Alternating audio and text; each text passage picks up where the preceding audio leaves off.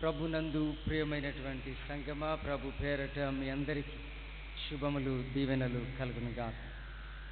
ఈ ఆరాధనలో దేవుని వాక్యమును ధ్యానించుట కొరకై మనం సిద్ధమవుతున్న ఈ సందర్భంలో మరి దేవుని యొక్క వాక్య ధ్యానం నిమిత్తమై మనకు ఏర్పాటు చేయబడి ఉన్న అంశము విలువను లెక్క చేయకయే ఇచ్చుట. విలువను లెక్క చేయకయే ఇచ్చుట. Giving without counting the cost. ఈ ఆదివారాన్ని దక్షిణ ఇండియా క్రైస్తవ సభ స్టీవర్డ్షిప్ సండేగా, గృహ నిర్వాహకత్వపు ఆదివారముగా ఈ వారాన్ని పరిగణిస్తున్నారు. ఈ నేపథ్యంలో ఈ వారపు ధ్యానం నిమిత్తము మనకు ఈ అంశము ఏర్పాటు చేయబడి ఉన్నది. గృహ నిర్వాహకత్వము, స్టీవర్డ్షిప్ అన్నది the biblical principal and it is very much A biblical term. గృహ నిర్వాహకత్వం అన్నది బైబిలు సూత్రములలో స్పష్టంగా కనబడుతుంది. క్రైస్తవ విశ్వాస పదజాలంలో లేక బైబిలు పదకోశంలో గృహ నిర్వాహకత్వము అన్న పదం మనకు స్పష్టంగా ఆయా చోట్ల కనబడుతుంది. గృహ నిర్వాహకత్వము, స్టీవర్డ్షిప్ అన్నది జీవితంలోని ఒక బాధ్యతను, జీవితం ఎడల మన నిబద్ధతను సూచిస్తుంది. గృహ నిర్వాహకత్వము అన్నది స్వార్థ హద్దులకు అతీతంగా మనము ఆలోచించే, మనం పనిచేసేటువంటి జీవన విధానానికి సంబంధించింది. Thinking and acting beyond our selfish boundaries. గృహ నిర్వాహకత్వం అంటే ఇది మన వ్యక్తిగతమైనటువంటి బాధ్యత. ప్రతి రంగంలోనూ ఒక వ్యక్తిగా నీ వ్యక్తిగత జీవితానికి నీవు ఓ గృహ నిర్వాహకుడవు, గృహ నిర్వాహకురాలవు. నీ కుటుంబంలో నీవు ఒక స్టీవర్డ్, ఒక గృహ నిర్వాహకుడవు, ఒక గృహ నిర్వాహకురాలవు. అంటే ఇది పూర్తిగా వ్యక్తిగతమైనటువంటి బాధ్యతాయుత జీవితాన్ని సూచిస్తుంది. స్టీవర్డ్షిప్ అనేటువంటి దాని గురించి పౌలు గారు కొరింథీ మొదటి పత్రిక 4వ అధ్యాయం 1-2 వచనాల్లో మాట్లాడుతూ, we are the stewards to the mysteries of God. దేవుని మర్మములను గురించి మేము గృహ నిర్వాహకులము. అంటే దేవుని మర్మాలని ప్రజలకు విదితం చేసి బోధపరిచేటువంటి ఒక బాధ్యతను నిర్వర్తిస్తున్న ఒక సొంత ఇంటి వాళ్ళము, సొంత ఇంటిలో పనిచేసే ఇంటి మనుషులము అని దాని భావం. గృహ నిర్వాహకుడు యొక్క క్వాలిటీ గురించి 2వ వచనంలో రాశారు. గృహ నిర్వాహకుడు అన్నవాడు ప్రప్రథమంగా నమ్మకస్తుడై ఉండాలి అని పౌలు పేర్కొన్నారు. One should be faithful to be a steward. గృహ నిర్వాహకుడి యొక్క క్వాలిటీ, క్వాలిఫికేషన్, ఎలిజిబిలిటీ ఏమిటి అంటే నమ్మకత్వము, నమ్మకస్తులై ఉండాలి. ఇలా దేవుని వాక్యం గృహ నిర్వాహకత్వాన్ని గురించి చాలా అద్భుతంగా వివరించింది. క్రైస్తవ దృక్పథంలో గృహ నిర్వాహకత్వము అనగా ఇచ్చుట, పోగొట్టుకొనుట కాదు, ఇచ్చుట సంపాదించుకొనుట. In the perspective of Christian stewardship, giving is not losing but giving is gaining.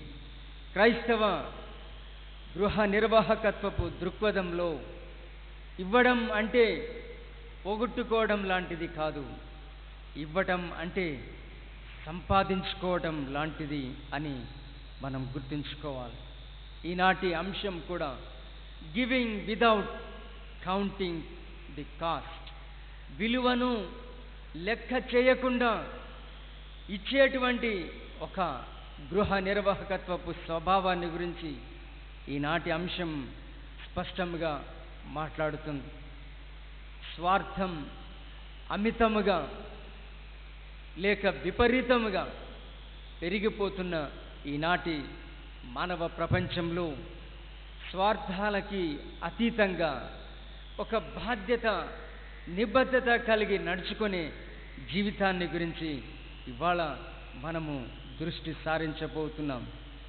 ఈ కోణంలో ఈనాటి అంశాన్ని గురించి మనకు ఏర్పాటు చేయబడి ఉన్న వివిధ వాక్య భాగములలో మనకు కనబడేటువంటి కొంతమంది ప్రముఖ వ్యక్తులను గురించి, సంఘములను గురించి, ఈ క్రైస్తవ గృహ నిర్వాహకత్వపు యొక్క అనుబంధంగా మనం జ్ఞాపకం చేయడానికి, ధ్యానం చేసుకోవడానికి మనం ప్రయత్నం చేద్దాం. మనం చదువుకున్న పాత నిబంధన పాఠ్యభాగం ఆదికాండము గ్రంథము 13వ అధ్యాయం 8 నుండి 18 వచనాల్లో అబ్రహాము మరియు లోతు అనే ఇరువురి వ్యక్తులను గురించిన ఒక సంవాదాన్ని, సంఘటనని మనం అక్కడ చూడగలుగుతాం. అబ్రహామును దేవుడు తన స్వజనులలో నుండి బయటికి పిలిచినప్పుడు అతనితో పాటు లోతు అనే తన ఒక నెవ్యూ, సమీప బంధువు అబ్రహాముతో పాటు వెంబడిస్తూ వస్తారు. అలా ఇద్దరూ కలిసే చాలా కాలం ప్రయాణం చేస్తారు, సహజీవనం చేస్తారు. మరి అలా సాగిన వీరి యొక్క జీవితంలో లోతు కాపరులకు, అబ్రహాము యొక్క కాపరులకు మధ్య గొడవ వస్తుంది. ఈ గొడవకు ఒక పరిష్కారంగా మనము విడిపోదాము అని ఒక నిర్ణయానికి వస్తారు. ఆ సందర్భంలో అబ్రహాము లోతును పిలిచి, నీకు ఈ ప్రదేశం అంతటిలో ఏ ప్రాంత్యం కావాలో నీవు కోరుకోమని అతడికే ముందుగా అవకాశాన్ని ఇస్తారు అబ్రహాం గారు. అప్పుడు లోతు తన కంటికి చాలా అందంగాను, ఆకర్షణీయంగాను, సమృద్ధికరముగాను, పచ్చదనంగాను కనబడుతున్న సొదొమ గొమొర్ర అనే ప్రాంతాలను ఆయన కోరుకుంటాడు. బైబిల్ చెప్తుంది 13వ అధ్యాయం 10వ వచనంలో ఆదికాండం, లోతు దాన్ని చూసేసరికి ఆ రోజుల్లో అది యెహోవా తోట వలె ఉండెను. ఆ ప్రాంత్యమంతా it was like the garden of Yahweh, Jehovah దేవుని యొక్క తోటలా కనపడ్డది, ఉండింది. దాని స్వరూపం, దాని పచ్చదనం, దాని అందం, సౌందర్యం అంత ఆహ్లాదంగా, అందంగా ఉండేది. దానిని లోతు కోరుకున్నాడు. ఆ మేరకు లోతు ఆ ప్రాంత్యం వైపు వెళ్ళిపోయారు. అబ్రహాముతో దేవుడు మాట్లాడడం మొదలుపెట్టాడు. అబ్రహామా, ఇదిగో ఈ దిక్కు వైపు చూడుము, దీని నుండి టు రైట్ అండ్ లెఫ్ట్, కుడి ఎడమలు ఎంత మేరకు చూడగలుగుతావో చూడుము.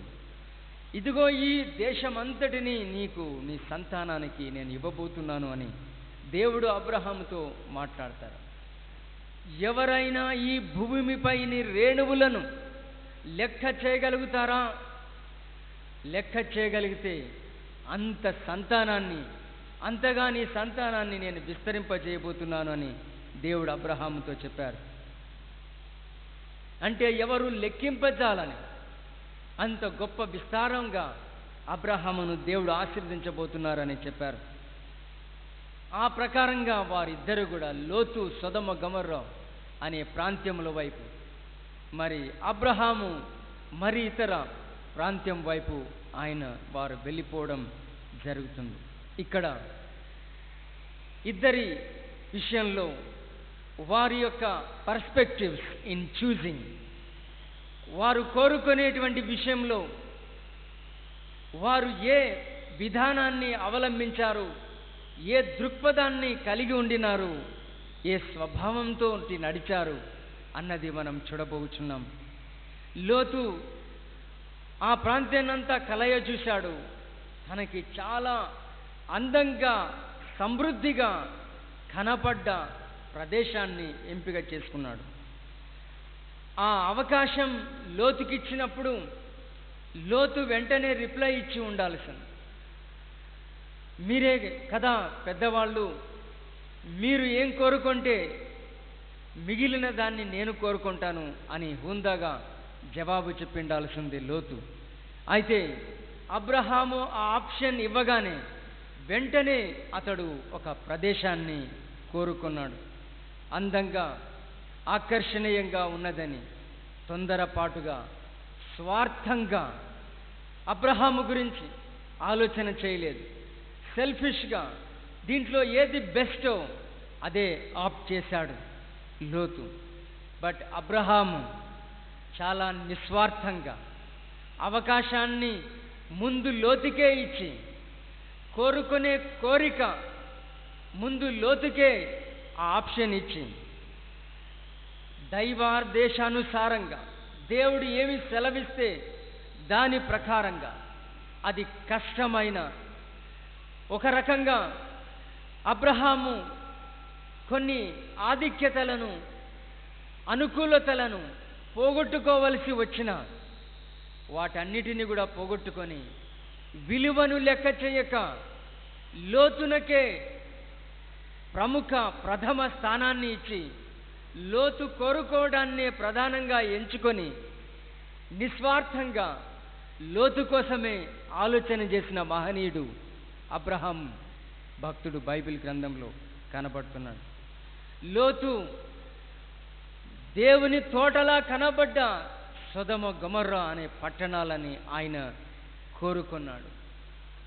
అబ్రహాము ఏం కోరుకుంటారో అబ్రహాము గురించి ఆలోచన చేయలేదు. అబ్రహాము యొక్క పెద్దరికాన్ని గురించి, నాయకత్వాన్ని గురించి, పెద్ద అయిన అబ్రహామును గౌరవించవాలనన్న ఆ సంస్కారమును కూడా అతడు కోల్పోయి స్వార్థంతో ఆలోచన చేసి ఆకర్షణకు గురి అయి సొదొమ గొమొర్రా అనే పట్టణాలను ప్రాంతాల వైపు ఆయన కోరుకొని వెళ్ళిపోయారు. ఇది లోతు యొక్క దృక్పథము. అబ్రహాము యొక్క దృక్పథము స్వార్థం కాదు, నిస్వార్థం. అబ్రహాము యొక్క దృక్పథం దేవుని యొక్క చిత్తం. దేవుడు ఏది ఆదేశిస్తే ఆ మేరకు వెళ్ళాలి అని అనుకున్నటువంటి ఆ భక్తుడు దేవుడు ఆదేశించినట్లే ఆయన దేవుడు చూపిన ప్రదేశాన్ని కోరుకొని వెళ్ళాడు. ఇలా ఇద్దరు వారి వారి కోరికల విషయంలో వారు ముందుకు సాగారు. విలువను లెక్క చేయక ఇచ్చుట, క్రైస్తవ దాతృత్వం, క్రైస్తవ గృహ నిర్వాహకత్వం అన్నది లాభాలని, స్వార్థాన్ని చూసుకొనకుండా మరి పరుల యొక్క క్షేమాన్ని మనసారా ఆకాంక్షించేటువంటి స్వభావం. గృహ నిర్వాహకత్వంలో నమ్మకత్వం అన్నది చాలా ప్రాముఖ్యం. గృహ నిర్వాహకత్వం అనగా ఒక బాధ్యత, జీవిత నిబద్ధత అని నేను మీకు మనవి చేశాను. అబ్రహాము ఒక బాధ్యతతో వ్యవహరించాడు. లోతు తనను వెంబడించి తన వెంట వచ్చాడు. వీని క్షేమం నేను చూడాలి అని ఆలోచన చేశాడు. లోతుకే మొదటి అవకాశాన్ని ఇచ్చారు అబ్రహాము. లోతు కోరుకున్న మేరకే సొదొమ గొమొర్రా పట్టణాలను, ఆ దేశాన్ని, ప్రాంతాన్ని కోరుకున్నాడు. విదిన్ నో టైం, ఆయన కాలంలోనే ఆయన ఆ ప్రదేశాన్ని పోగొట్టుకున్నాడు. బుగ్గి పాలయ్యింది, బూడిద పాలయ్యింది. తాను కోరుకొని వెళ్ళిన ఆ అందమైనటువంటి ప్రదేశం మన్నైపోయింది, కాలి బూడిదైపోయింది. దేవుడు ఆ దేశముల యొక్క ఘోర పాపమునకు శిక్ష విధించాడు. ఆకాశము నుండి అగ్ని గంధకములు దిగివచ్చి ఈ సొదొమ గొమొర్రా అనే పట్టణాలను బూడిద చేశాయి. కాల్చివేశాయి. Literally this family had to run away from the place where which he has chosen. Lot కోరుకున్న అందమైన ఆ దేశమును విడిచిపెట్టి కట్టు బట్టలతో భార్య బిడ్డలు పారిపోవలసి వచ్చింది. అన్నీ విడిచి ఆ దేశం విడిచి పరిగెత్తాల్సి వచ్చింది. ఆ కొండ దాటి వెళ్ళమని దేవుడు చెప్తాడు, దేవుని దూతలు చెప్తారు. అయితే నేను వెళ్ళలేను, ఈ ఊరు దగ్గరికి వెళ్తాను. చాలా దగ్గర కూడా ఒక ఊరు ఉన్నది, ఆ ఊరికి చేరుకుంటాం మేము, మాకు అనుమతి ఇవ్వండి అని దేవదూతలను అడుగుతారు. అయితే ఆ చిన్న ఊరిలోకి వెళ్ళుము, అక్కడ తప్ప మిగతా ప్రాంతమంతటిని నేను బూడిద చేయబోతున్నాను, దహించి వేయబోచున్నాను అని దేవుడు చెప్తాడు. ఆ దేవదూతలు చెప్పిన మాట మేరకే ఆ ఊరు మాత్రము దేవుడు కాల్చివేయలేదు. సొరయ అనే ఆ చిన్ని దేశము, సొరయ అనగా చిన్నది, ఆ చిన్న దేశాన్ని, ఊరిని దేవుడు కాల్చివేయల. మిగతా అంతటినీ కూడా ఆ అగ్ని గంధకములచే బూడిద చేశాడు దేవుడు. లోతు కోరుకున్న, ప్రేమించిన, స్వార్థంతో ఆ సొదొమ గొమొర్రా ప్రాంతాలను తనకు స్వదేశంగా, స్వసంపాద్యంగా ఉంచుకోవాలని ఆశించి పరుగులెత్తిన ఈ లోతు యొక్క కోరిక, లోతు యొక్క నిర్ణయం బూడిద అయిపోయింది.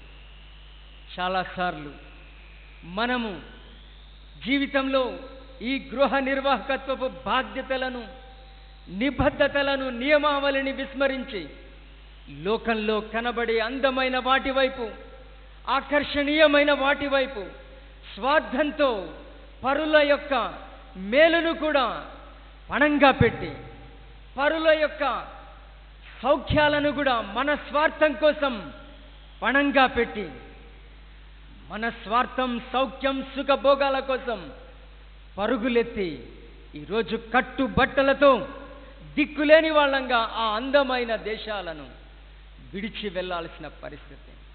మనం కోరుకున్న ఆకర్షణీయమైన వాటిని మన కళ్ళ ఎదుటే బూడిద పాలైపోతుంటే వాటి నుండి లిటరల్గా కట్టుబట్టలతో పరిగెత్తాల్సిన పరిస్థితి, దుస్థితి.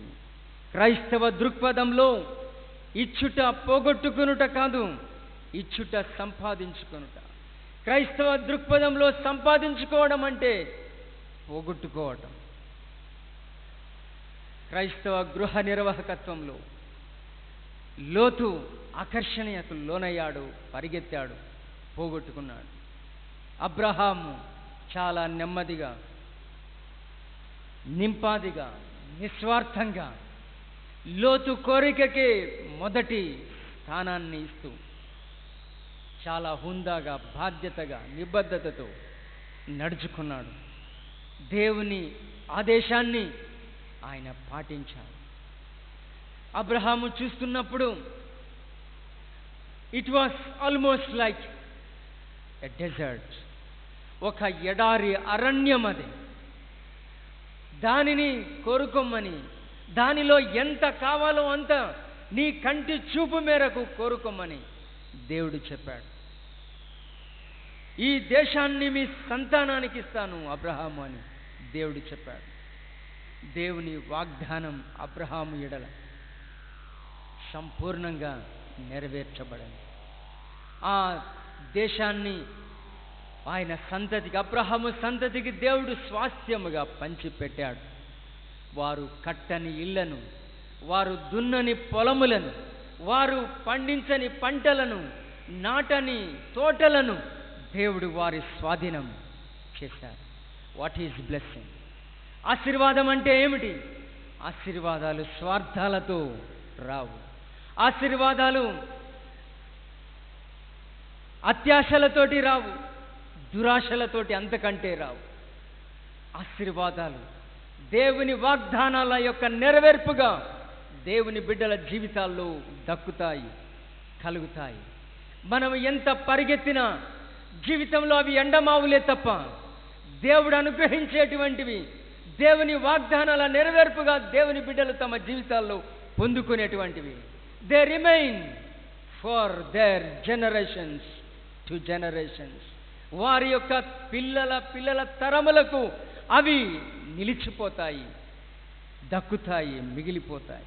అబ్రహాము ఇలా నిస్వార్థంగా గృహ నిర్వాహకుడిగా వ్యవహరించారు.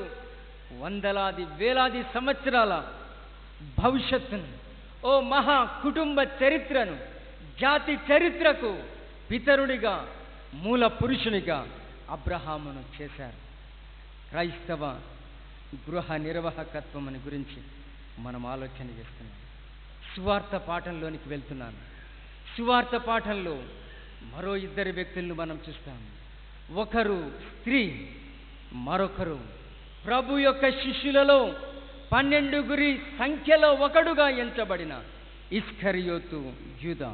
మార్కు సువార్త 14వ అధ్యాయం 3 నుండి 11 వచనాలు. ఈ వాక్య భాగంలో మనకిద్దరు వ్యక్తులు కనబడుతున్నారు. ఈ వాక్యమందు ఆమె పేరు కనబడదు, కానీ ఒక స్త్రీ అని మాత్రమే వ్రాయబడింది మార్కు సువార్త యొక్క రికార్డులో. సీమోను అనే కుష్ఠరోగి ఇంట యేసు ప్రభుల వారు తన శిష్యులతో పాటు విందుకు కూర్చున్నప్పుడు ఒక స్త్రీ వచ్చి మిక్కిలి విలువగల అచ్చ జటామాంసి అత్తరు బుడ్డిని పగలగొట్టి ఆయన తలపై పోసి ఆయన్ని ఆరాధిస్తోంది.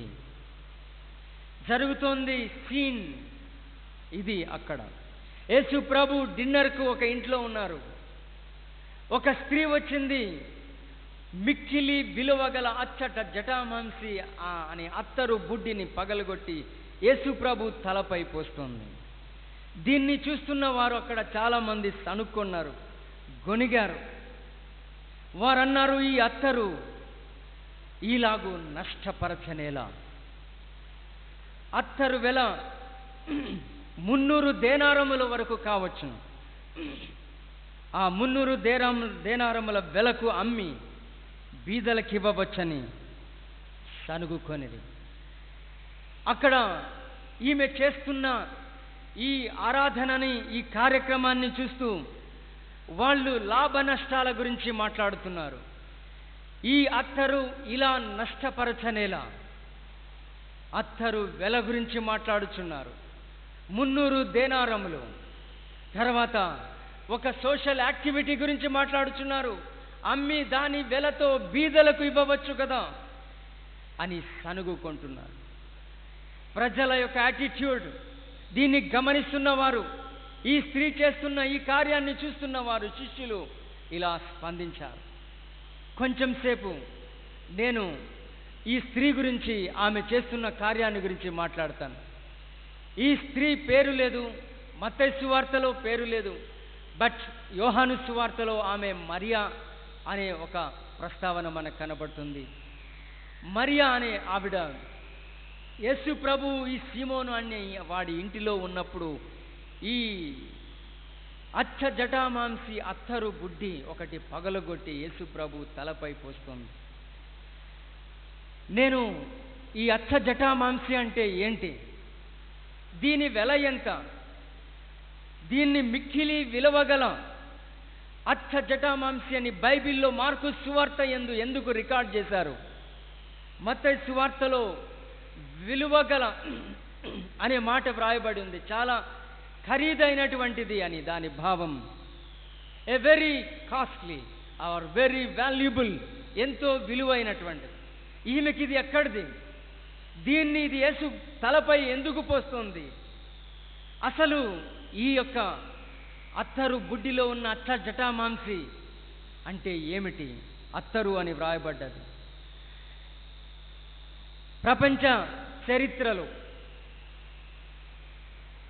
ఈజిప్షియన్స్ అండ్ పర్షియన్స్, ఐగుప్తు మరియు పర్షియా దేశాల వారే అతి ప్రాచీనంగా ఈ పర్ఫ్యూమ్స్ అత్తరును వాడేటువంటి వారు అని చరిత్ర చెప్తుంది. ఈమె యేసు తలపై పోస్తున్న అచ్చ జటామాంసి అనే అత్తరు బుడ్డిని గురించి చూస్తే దాన్ని నేను తెలుసుకోవడానికి ప్రయత్నం చేసినప్పుడు నాకు చాలా ఆసక్తికరమైన విషయాలు వెల్లడి అయ్యాయి. జటామాంసి అనేటువంటిది the name of that perfume. ఆ అత్తరు యొక్క పేరు జటామాంసి. ఇది ఒక అత్యంత ప్రాచుర్యమైనటువంటి ఒక ఆయుర్వేద మొక్క నుండి, దాని వేర్ల నుండి తీయబడేటువంటిది. ఇది ఆంగ్లంలో స్పికెనాడ్ అని దీన్ని పిలుస్తారు. స్పికెనాడ్, నాడస్ అనే ఈ పద ధాతువుల నుండి వచ్చింది. అంటే ఈ యొక్క జటామాంసి అనే మొక్క వేర్ల నుండి ఈ అత్తరును తీస్తారు. దీని బొటానికల్ నేమ్ నార్డస్టకస్ జటామాంసి. ఈ యొక్క బొటానికల్ నేమ్ నార్డస్టకీస్ అనేటువంటి బొటానికల్ నేమ్ ఈ మొక్కకున్నది. ఇది ఎక్కడ దొరుకుతుంది అని తెలిసినప్పుడు నాకు చాలా ఆశ్చర్యమైంది. ఇది హిమాలయ ప్రాంతాల్లో, గంగా యమున నది ప్రవాహిక ప్రాంతాల్లో, ఆ కొండలలో ఈ యొక్క మొక్క పుడుతుంది. ఈ ప్రాంత్యము నుండి అతి ప్రాచీనంగా ఉన్న మొక్క జటామాంసి. దీని వేర్ల నుండి తీయబడ్డ అత్తరు చాలా విలువైనటువంటిది. దీని భావం జట అంటే భయమును బాపునది. డెడ్ లాక్స్ జట అంటే మానసి అంటే ఇట్ ఇండికేట్స్ ద హ్యూమన్, మనిషి. జట మాన్సి. ఈ యొక్క పదములను, ఈ రెండు పద ధాతువుల యొక్క కలయికతో పుట్టినటువంటివి జట మాన్సి. ఇది ఈ హిమాలయ ప్రాంతాల్లో దొరుకుతుంది. దీని వేర్ల నుండి వీటి అత్తరును తీస్తారు. ఇప్పుడు ఈ పాలస్తీనా దేశానికి ఈమె చేతికి, ఈ స్త్రీ చేతికి ఈ అత్తరు బుడ్డి వచ్చింది. ఎంతో ఖరీదైనటువంటి అత్తరు ఇది, ఎంతో అరుదైనటువంటి అత్తరు ఇది, చాలా విలువైనటువంటి అత్తరు ఇది. దీనిని పగలగొట్టి యేసు ప్రభు యొక్క తలపైన ఆవిడ పోస్తుంది. దీని వెల 300 దేనారములు అని బైబిల్లో వ్రాయబడ్డది. అప్రాక్సిమేట్లీ దాని వెల ఎంత అంటే కింద ఫుట్ నోట్లో 160 రూపాయలు కావచ్చును అని వ్రాయబడ్డది. బైబిల్ తర్జుమా చేసే ఓ 100 సంవత్సరాలకి పూర్వం నాటి యొక్క విలువ 300 దేనారాలు. ఆ రోజు 100 సంవత్సరాలకు పూర్వం 160 రూపాయలంటే దాని వెల ఈరోజెంతో మనం ఊహించుకోవచ్చు. ఒక చిన్న కంపారిజన్ కూడా మీకు చూపిస్తాను బైబిల్లోనే. మార్కు సువార్త 6వ అధ్యాయం 37వ వచనం. అక్కడ యేసు ప్రభు జనులకు బోధ చేస్తున్నాడు. 3 రోజులుగా అక్కడే ఉన్నారు జనాలు. యేసు ప్రభు శిష్యులు చెప్తారు, అయ్యా వీళ్ళను పోనివ్వండి, ఊర్లోకి వెళ్ళి ఏదో అంతో ఇంతో తిని వస్తారు, మళ్ళీ కావాలంటే మీరు చెప్పవచ్చు అని ఏదో ఉచిత సలహా ఇస్తారు. అప్పుడు యేసు ప్రభు చెప్తారు, మీరే వాళ్ళకి భోజనం పెట్టండి అయ్యా అని చెప్తారు. అప్పుడు మేము వీరికి భోజనం పెట్టడమా? 200 దేనారాలు అవుతుంది స్వామి, వీళ్ళకి రొట్టె కొనడానికి 200 దెనారీస్, 200 దేనారాలు, 200 దేనారాలు అవుతుందని యేసు శిష్యులు చెప్పారు. మార్కు సువార్త 6:37లో మనం ఆ మాట చూస్తాం. యేసు ప్రభు ఆ రోజు మీ దగ్గర ఏముంది అన్నప్పుడు వారు 5 రొట్టెలు 2 చేపలు, దాన్ని యేసు ప్రభు విరిచి ప్రజలకు పంచమని చెప్తారు. ఆ రోజున 5,000 మంది పురుషులు ఈ ఆహారాన్ని భోంచేశారు. ఒక క్యాల్కులేషన్ ప్రకారం, వాళ్ళ లెక్కల ప్రకారం ఇన్ని వేల మందికి ఆహారం పెట్టడానికి 200 దేనారాల మొత్తం ఖర్చు అవుతుంది. మీరు పెళ్లి చేస్తే ఎంతమందిని పిలుస్తారు? 1000, 2000. నీకెంత ఖర్చు అవుతుంది పెళ్లికి భోజనాలు పెట్టడానికి? 1,00,000 రూపాయలు కనీసం. 5,000 మందికి ఓన్లీ మెన్, చిల్డ్రన్, ఉమెన్ ఎంతమందో తెలియదు, ఓకే, 5,000 మంది అనుకుందాము.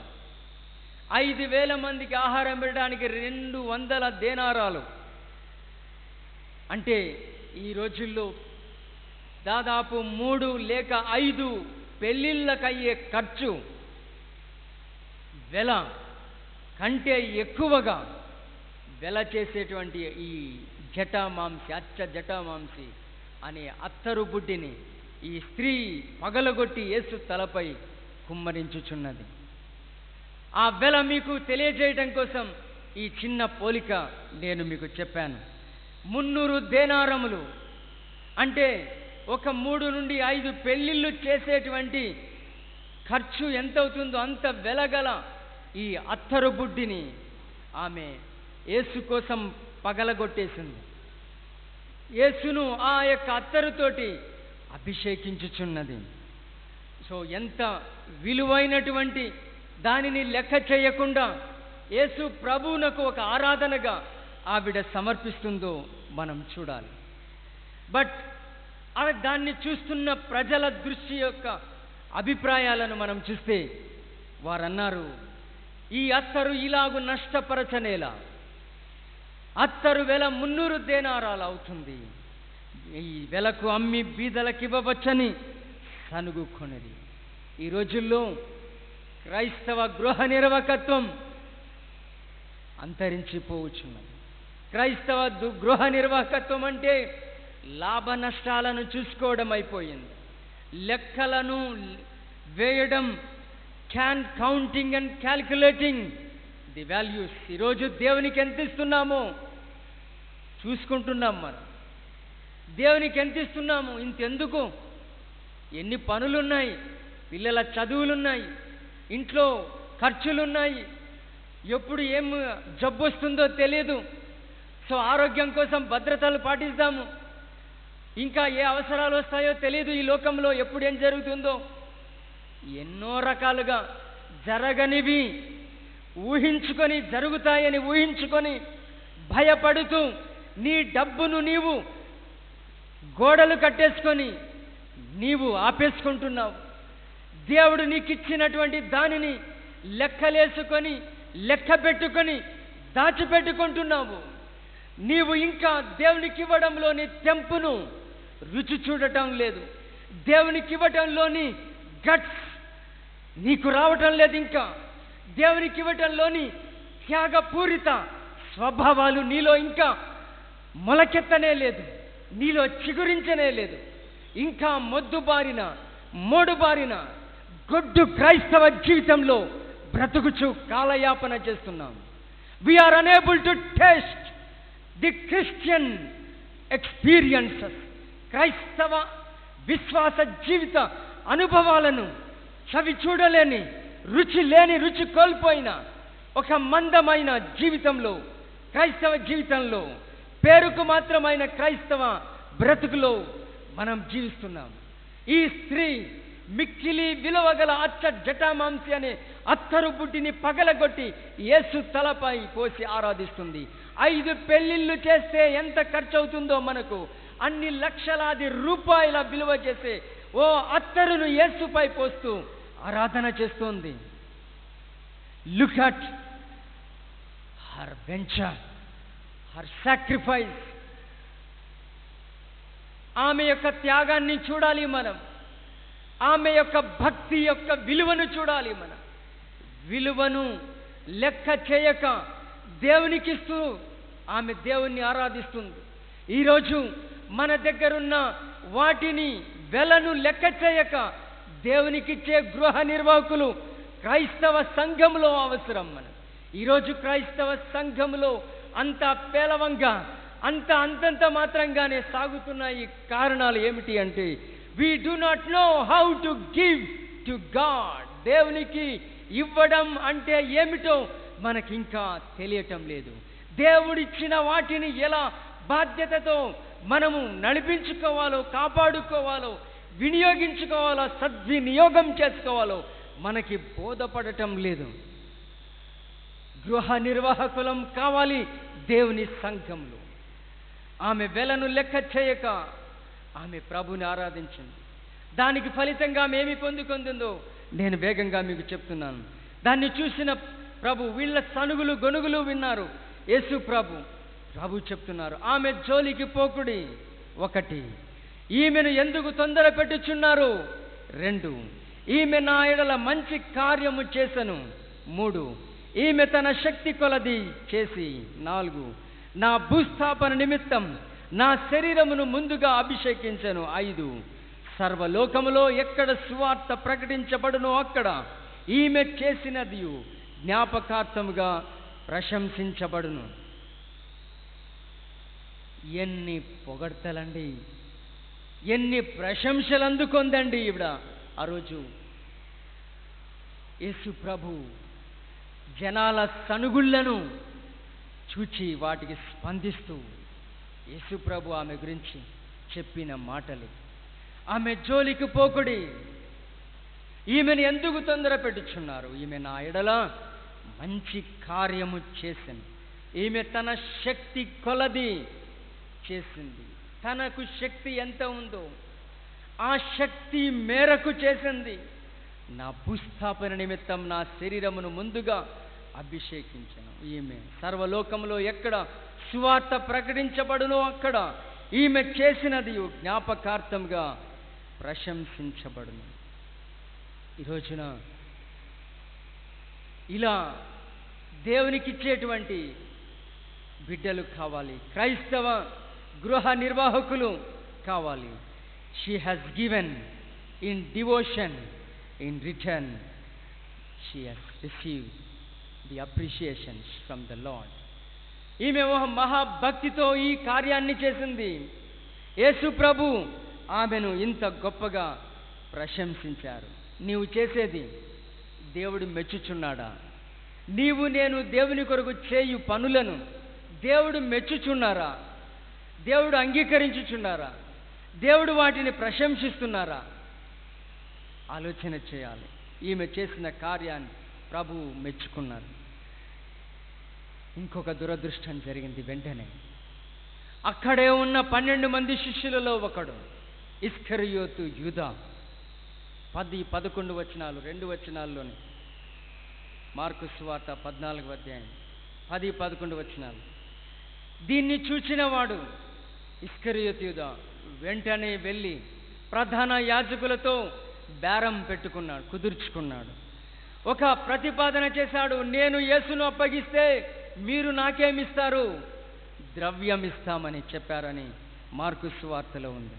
అయితే మత్తయి సువార్తలో మాత్రమే 27వ అధ్యాయం 1 నుండి 10 వచనాల్లో ఈ ఉదంతంలో 30 వెండి నాణెముల ఉదంతం ప్రస్తావన మనకు అక్కడ కనబడుతుంది. ఆ ద్రవ్యం యొక్క వెల పెద్ద ధనాగారపు సంచి కాదండి. ఆఫ్టర్ ఆల్ 30 సిల్వర్ కాయిన్స్, 30 వెండి నాణెములు అంటే 4 నుండి 5 పౌండ్లు ఆ రోజుల్లో. కేవలం 30 వెండి నాణ్యాలకి యేసు స్వామిని ఈ ప్రధాన యాజకులకు అమ్మకానికి పెట్టాడు. 300 దేనారముల అచ్చ జటామాంసి మిక్కిలి విలువగల ఈ అచ్చ జటామాంసి ఈ ఒక స్త్రీ యేసు తలపై పోసి అభిషేకించింది.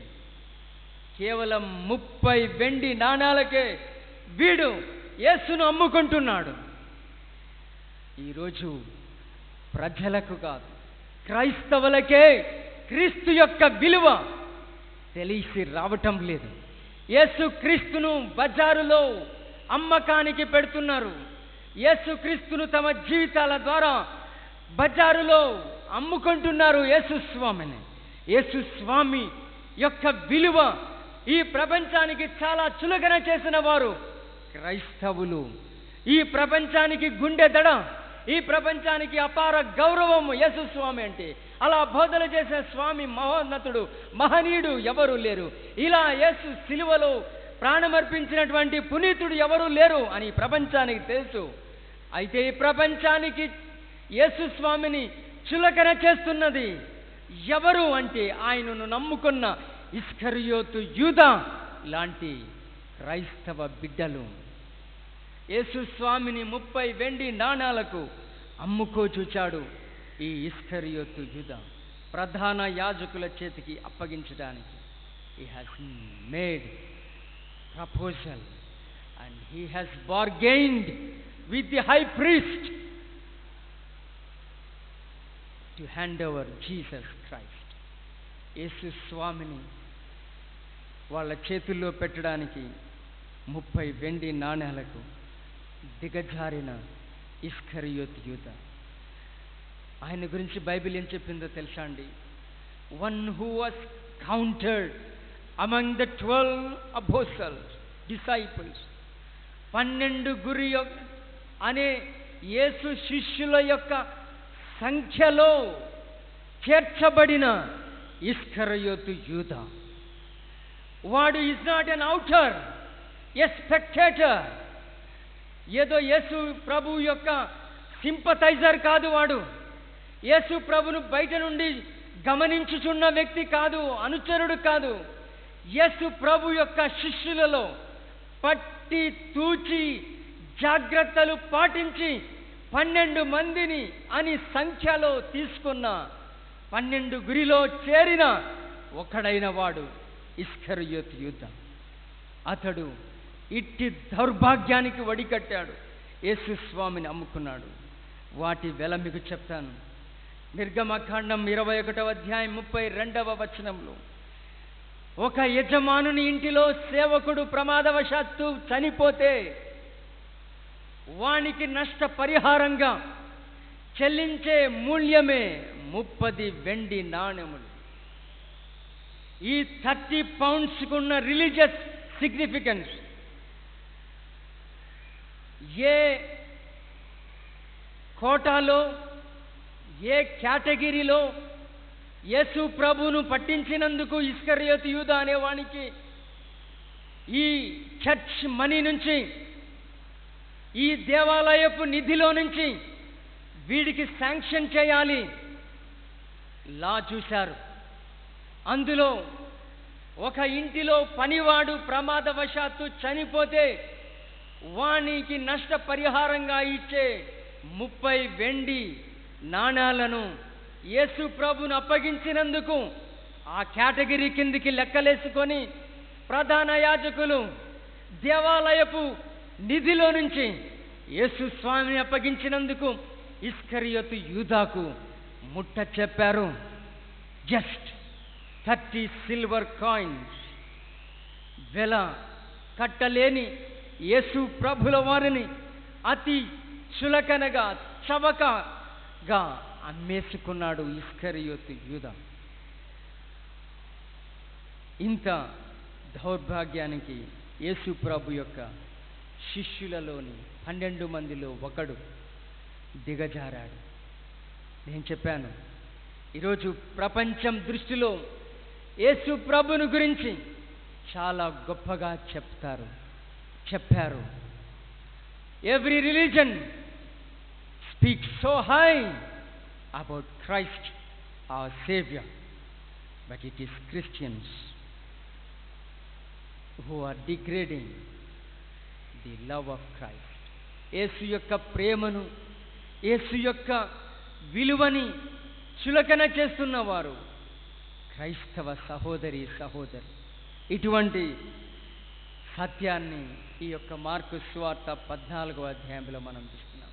ఒక స్త్రీ 300 దేనారముల మిక్కిలి విలువగల అచ్చ జటామాంసిని యేసు తలపై ప్రోక్షించి ఆయన్ని ఆరాధించారు.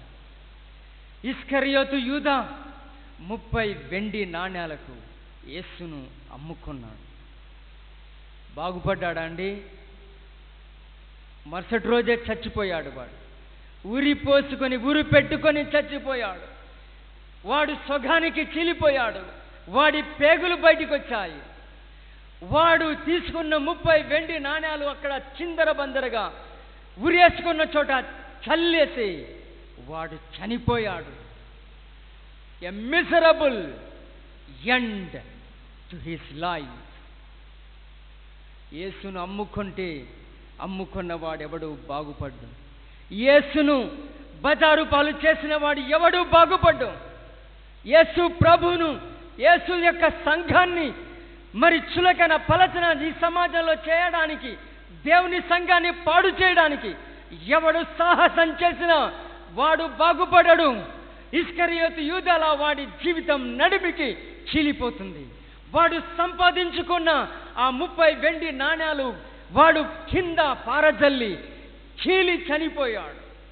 30 వెండి నాణ్యాలను మళ్ళీ కలెక్ట్ చేసుకోవడానికి దేవాలయపు పెద్దలు, ప్రధాన యాజకులు ఒప్పుకోలేదు. ఆ 30 వెండి నాణ్యాలకు వారు పెట్టిన పేరు, ఇది రక్త క్రయ ధనము. It is a money with blood. ఇది రక్తంతో సంబంధించిన డబ్బు. ఇది రక్త అపరాధం ఈ డబ్బుకు సోకింది. It cannot come back to the temple as an offering. మళ్ళీ ఆలయంలోకి కానుకగా ఇది రాజాలదు. దీన్ని ఓ శ్మశానాన్ని కొనడానికి వాడుకొనండి అని ఆ డబ్బును ఇచ్చేశారు.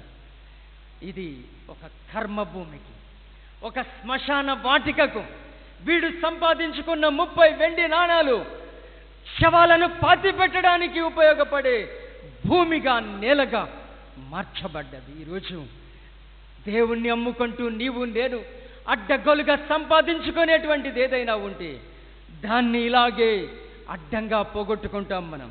దీన్ని ఇలాగే నష్టపుచ్చుకుంటాం మనం. దేవుని బిడ్డలారా, దేవుని దృష్టిలో సర్వము ఉంటుంది.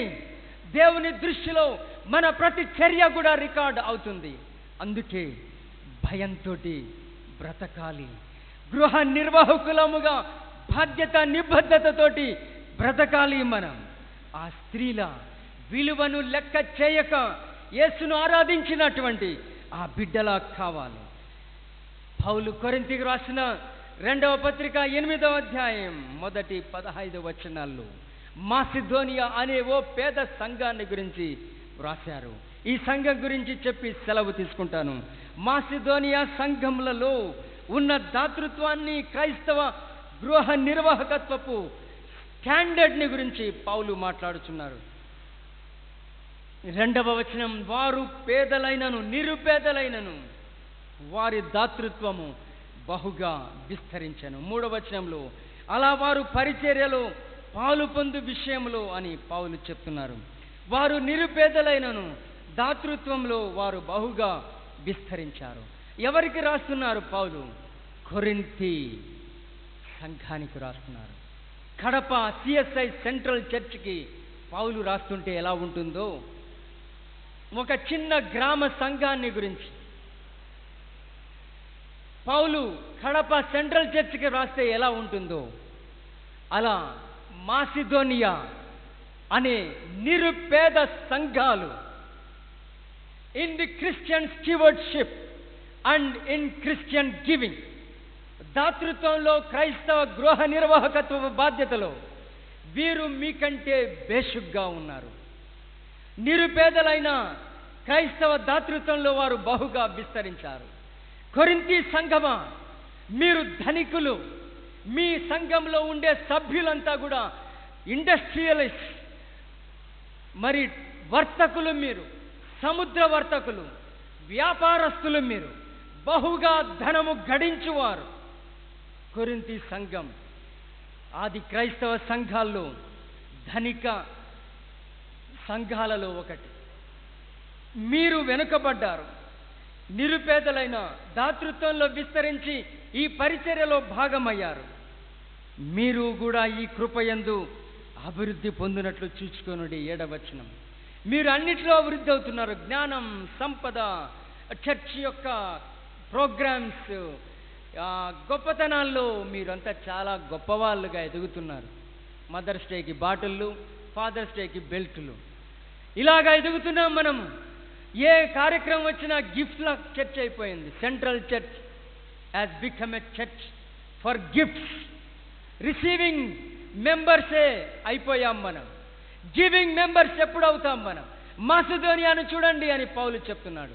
వారు ఎంత దాతృత్వంతో ఇస్తున్నారో చూడండి. మీరు ఈ కృపయందు అభివృద్ధి పొందాలి. సంవత్సరము క్రిందటనే ఈ కార్యము చేయట ఎందే కాక చేయ తలపెట్టుట ఎందు కూడా మొదటి వారయుండిన మీకు మేలు. సంవత్సరం క్రితమే మొదలుపెట్టిండాలయ్యా మీరు. ఆలోచన చేసిండాలి, మొదలుపెట్టిండాలి మీరు. ఇప్పటికీ మొదలు పెట్టాలా. 11వ వచనం, మీరు ఆ కార్యము ఇప్పుడు నెరవేర్చండి. At least now you start doing it. ఇప్పుడైనా మీరు చేయటం మొదలుపెట్టండి అని పౌలు చెప్తున్నారు. మాసిదోనియా సంఘం క్రైస్తవ గృహ నిర్వాహకత్వంలో, దాతృత్వంలో ఎదుగుతున్న తీరును పౌలు ఒక సాక్ష్యంగా కొరింథీ సంఘానికి తెలియజేస్తున్నారు. మీరు ఈ క్రైస్తవ గృహ నిర్వాహకత్వంలో ఇలా ఎదగాలి. ఇప్పుడు దేవుని ప్రజలారా, దేవుని బిడ్డలారా, ప్రభు యొక్క విశ్వాసులారా, మనము ఈ యొక్క వ్యక్తుల విషయంలో, ఇటువంటి సంఘముల యొక్క విషయంలో మనము ఏ కోవకు చెందిన వారముగా ఉన్నాం? మనము లోత, అబ్రహాము.